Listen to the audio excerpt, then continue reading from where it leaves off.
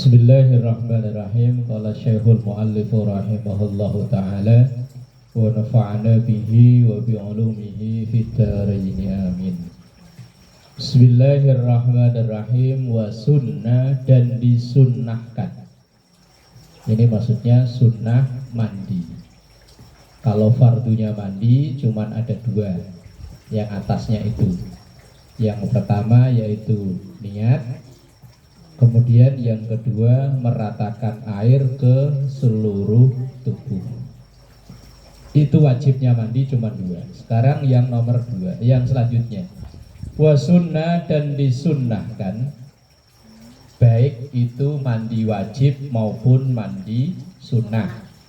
Mandi wajib itu sebab-sebabnya kemarin itu yang atasnya udah. Yang kemarin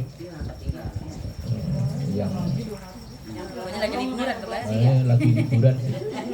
Yang paling atas itu loh, al-ghuslu mujibuhu dan seterusnya. Baik mandi sunnah. Mandi sunnah itu mandi yang dilakukan karena akan melakukan sesuatu atau sesudah melakukan sesuatu. Tapi mandi itu tidak wajib, tapi sunnah. Misalnya bagi laki-laki ketika mau sholat Jumat, ketika mau sholat hari raya, baik Idul Fitri maupun Idul Adha, atau ketika akan ihram, sunnah mandi ihram, atau ketika setelah memandikan jenazah, walaupun cuma sekali nyiram tok. Yang penting pokoknya umpama kan biasanya kalau di kita kan ada petugas khusus ya. Lah keluarga itu biasanya kan hanya nyiram-nyiram. Nah walaupun sekali dua kali dia nyiram, selesai itu sunnahnya dia mandi. Itu mandi sunnah. Atau mandi sunnah itu juga karena sehabis sembuh dari sutris. Nah, kemarin sutris kalau diajak ngomong nggak nyambung. Kalau pulang ke rumah suka lupa rumahnya di mana. Kadang suaminya juga lupa yang mana ya suami ya. Nah begitu dia udah sehat, habis dibawa ke Grogol sono, pulang itu sunnahnya mandi. Atau seorang yang baru masuk Islam, nah itu baik mandi itu wajib maupun sunnah, maka sunnahnya adalah yang pertama tasmiyatun, yaitu membaca Bismillahirrahmanirrahim. Dengan catatan kalau mandinya di kamar mandi yang ada klosetnya, ada WC-nya, maka bismillahnya jangan diucapkan, cukup dibatin saja.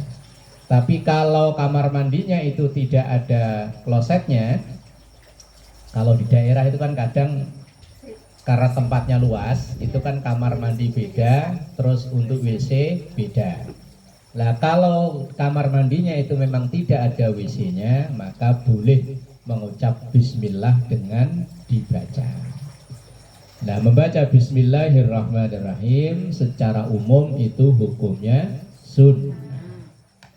Kemudian yang nomor dua, wa izalatu qabrin, menghilangkan kotoran, baik itu kotoran yang najis maupun yang tidak najis.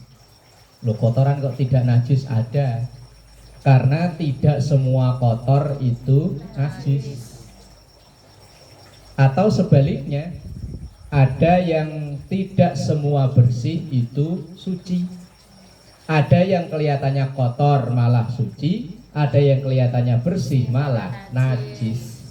Contoh, kelihatannya kotor tapi tidak najis, sperma, mani, itu tidak najis, itu suci. Lah kalau sperma kok najis, ya kita ini najis semua, kita asalnya dari situ. Makanya sperma itu walaupun kotor tapi tidak najis. Ada yang kelihatannya bersih tapi malah najis, daging anjing, daging babi, kata mereka yang tidak haram kan bersih ya, bahkan mungkin dicuci berkali-kali. Kalau walaupun kita dicuci pakai air laut sampai kering, tetap najis, tetap najis. Dicuci walaupun disembelih sampai 1000 kali dibacain bismillah, ya tetap haram bagi kita. Tapi bagi mereka itu agama mereka, tapi bagi kita berbeda. Lah itu ada sesuatu yang kelihatannya kotor tapi tidak najis. Ada yang kelihatannya najis bersih tapi justru malah najis. Kayak debu, itu kan kotor ya. Tapi itu tidak najis, wong malah dipakai buat tayamum. Lah minum-minuman yang memabukkan bersih tapi najis. Lah itu kalau mohon maaf ya, umpama yang hobi beli jamu. Jamu. Lah biasanya di tukang jamu itu kan jual minuman-minuman yang kayak seperti itu. Maka aman itu bawa gelas sendiri. Kalau di plastik biasanya ngaduknya di gelasnya dia. Gelas yang kayak gitu. Lah sementara dia itu kan nyucinya, saya pernah lihat dulu waktu di sono. Cuman ember kecil ada plastiknya. Piok-piok udahan. Kecuali yang pot jamu yang gede itu biasanya ada kayak wastafel gitu ya. Lah kalau itu memang mensucikan, tapi kalau di ember kecil itu enggak mensucikan. Tidak bisa menghilangkan najisnya itu. Jamu yang kita beli mungkin halal, mungkin suci, tapi gelasnya ini khawatirnya habis buat minum minuman yang memabukkan. Lah sementara minuman yang memabukkan itu dalam agama kita dihukumi najis. Najis ya haram diminum, wong najis kok diminum. Cuman kalau orang zaman dulu ya, wallahu alam, asal orang punya sakit mata, itu suruh ngobatin pakai kencing yang keluar pertama. Lah ya bener. Iya kan zaman kita kecil ya. Ya kalau orang sekarang mah nggak tahu, nggak tahu. Masih. Masih. Ya zaman saya kecil masih inget pernah penyakit mata, kata mak itu ntar pagi kalau kencing pertama itu towel ntar buat. Lah ya najis.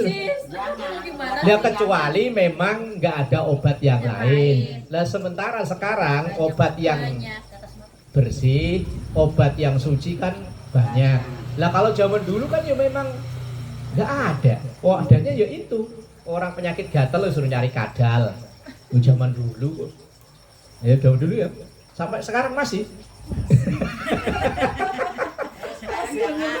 Sugesnya sudah kayak gitu. Ya wallahu alam, pengobatan orang-orang tua dulu ya subuh. Ya kalau diteliti secara medis ya nggak tahu. Kita bukan ahlinya kayak. Lah berobat dengan sesuatu yang najis kalau memang tidak ada obat yang lain ya monggo. Tapi kalau sekarang udah obat begitu banyak, yang tetes yang macam kan banyak ya.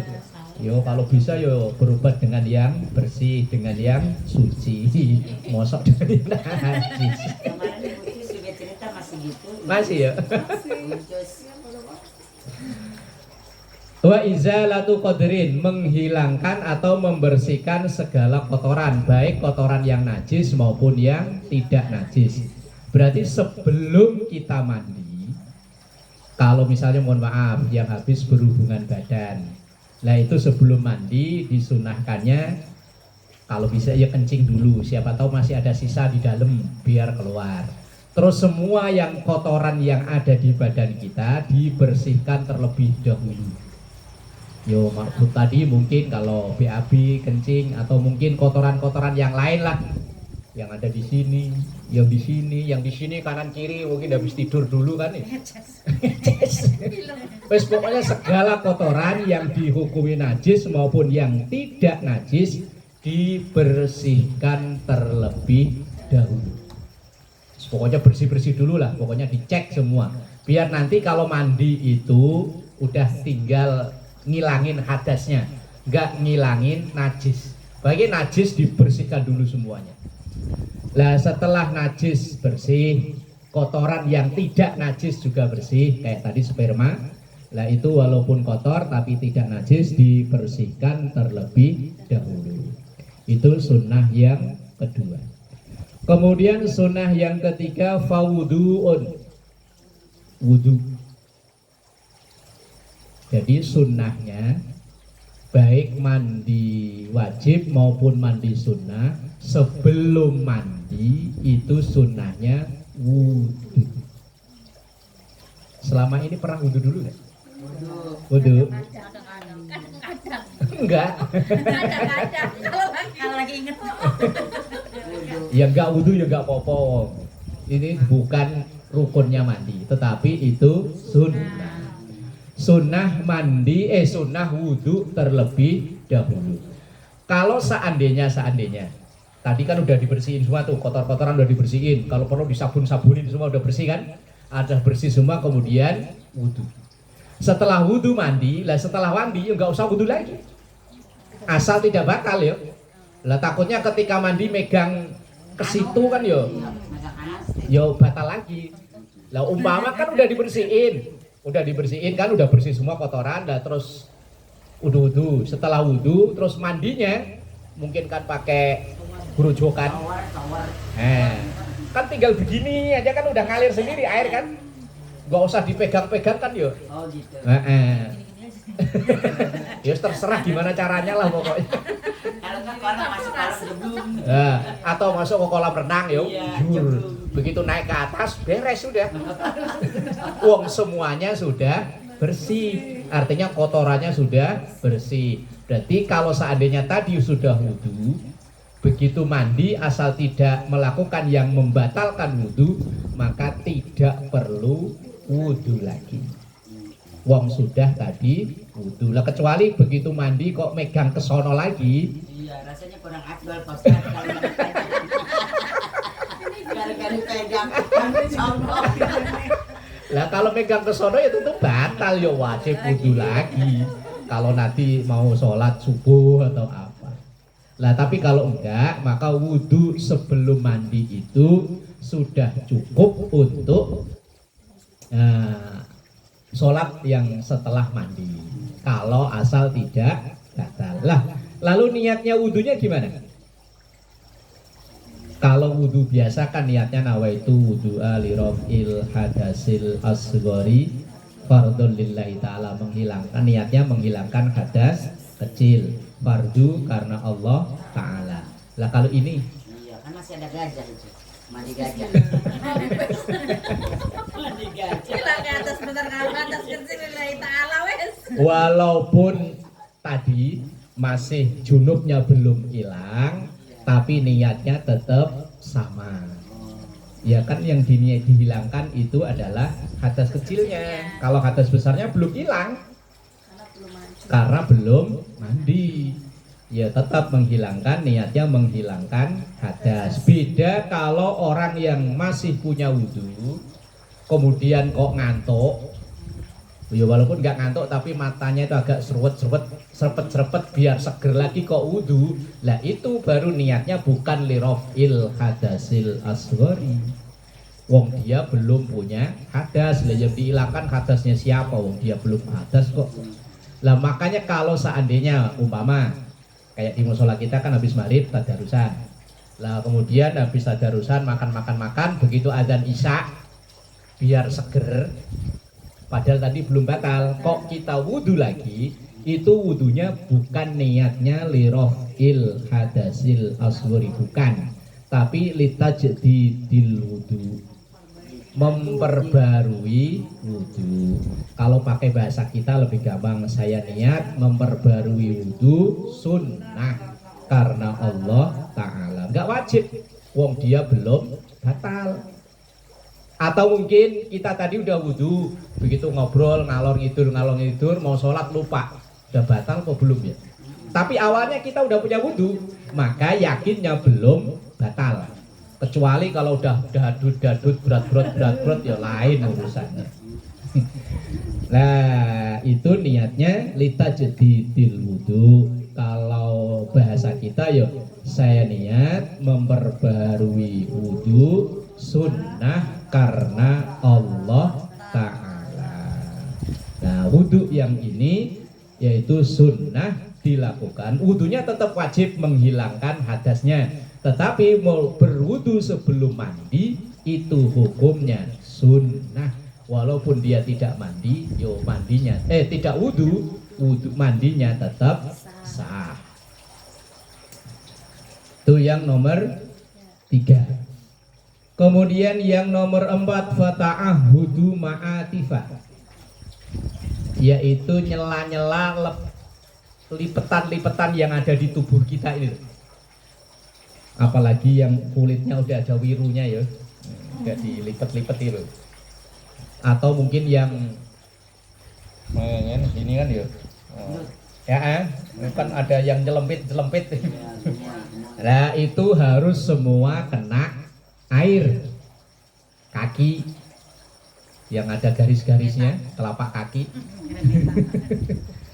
Pokoknya semua yang secara zahir terlihat itu wajib kena air. Itu ta'ahudu ma'atif. Ta'ahudu ma'atif itu artinya meneliti segala sesuatu yang kelihatannya nyempil-nyempil di badan kita loh. Karena ketika orang mandi itu semua yang terlihat tampak dari luar itu harus kena air. Cukup kena air. Yang penting asal udah kena air aja udah cukup. Makanya sampai orang dulu orang mandi junub itu konotasinya keramas biar kulit kepala ini kena air gitu. Padahal keramas itu nggak harus. Yang wajib itu yang penting kena air. Semuanya. Umpama yang punya kuku panjang itu kulit yang berada di bawah kuku baik tangan maupun kaki, atau mungkin yang tadi yang badannya gemuk kadang kan di leher ada kayak lipet-lipet ya wes pokoknya semua lipetan-lipetan yang ada dalam tubuh ini wajib kena air. Kemudian wadalkun, dalkun itu gini gosok-gosok. Jadi tidak hanya air dengar ngalir sendirinya enggak, tapi sunnahnya digosok biar benar-benar melesep airnya itu, biar benar melesep kena ke bagian kulit kita itu dalkun. Kemudian wataslisun, mengulang 3 kali. Dalam wudhu juga sama. Wah, kalau budaya kita mah bukan hanya 3 kali kayaknya ya. Kadang kalau mandi nggak cukup air sebak yang gede masih kurang ya. Oh, iya. Kalau perlu 1 kolam kalau perlu ya. Sunnahnya itu 3 kali. Yang wajibnya sekali nggak apa-apa, yang penting airnya sudah merata. Misalnya kemarin katanya pamati ya. Katanya masih mati ya? Masih sekarang masih. Saya pakai air sumur nggak tahu. Katanya masih ya. Ya umpama pam lagi mati, air lagi ngirit-ngiritnya, ya wis, ya biar sekali nggak apa-apa, yang penting pokoknya rata dari ujung pala sampai ujung kaki itu rata. Lah begitu air biasa mandi banyak boros, nanti bapaknya mau mandi nggak kebagian kan repot. Masa harus mandi ke rumah tetangga? Lah kalau Mbak Selamat mah dekat ke masjid enak. Lah iya ke masjid enak lah, kalau enggak wah repot. Wajibnya taslisun, mengulang 3 kali. Sama kayak orang berwudu. Wudu itu wajibnya sekali. Bahkan kalau seandainya kita berwudu memakai air yang air bukan milik kita, yang air wakaf, kayak di musola, di masjid itu kan air wakaf. Lah kemudian air itu yang membutuhkan banyak orang. Kemudian kita wudunya jor-joran. Lah itu wajibnya sekali, 2 ketiga malah bisa dihukumi haram.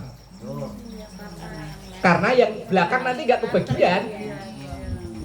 Begitu yang belakang, ya habis.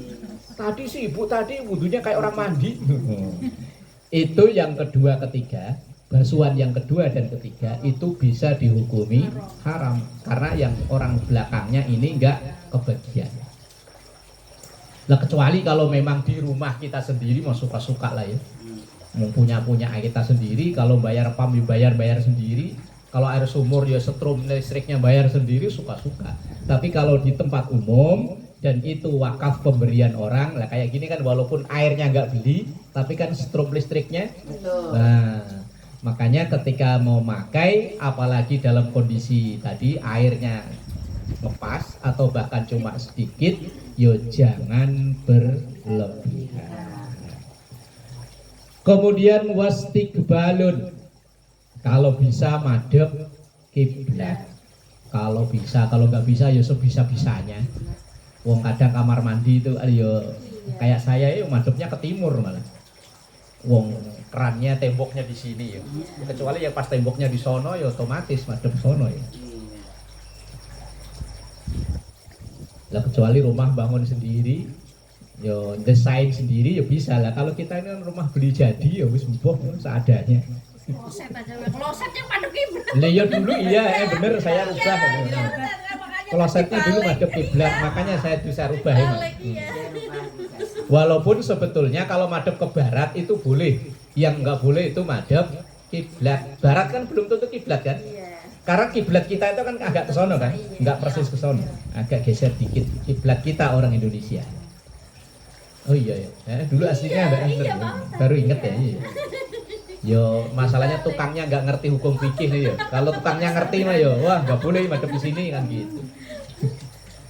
Wastiqbalun, dan semua hal-hal yang baik itu memang afdolnya dilakukan dengan menghadap kiblat. Kita baca Quran atau apa sajalah, hal-hal yang baik itu memang afdolnya menghadap kiblat, walaupun itu bukan kewajiban.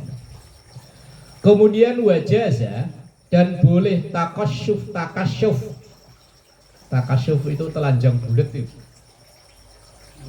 Nah kalau mandinya di kali di banyak orang yo mosok ijo iyo. Fi khalwatin, kalau itu di tempat sepi itu kamar mandi privasi punya kita sendiri. Lah kalau di tempat umum ya kayak zaman dulu kan di tempat istri kan kamar mandi terpanjang dari ujung ke ujung, mandinya bareng-bareng. Le mosok mau, nah iyalah ya paling enggak ya masih pakai apa kek gitu. Lah iya.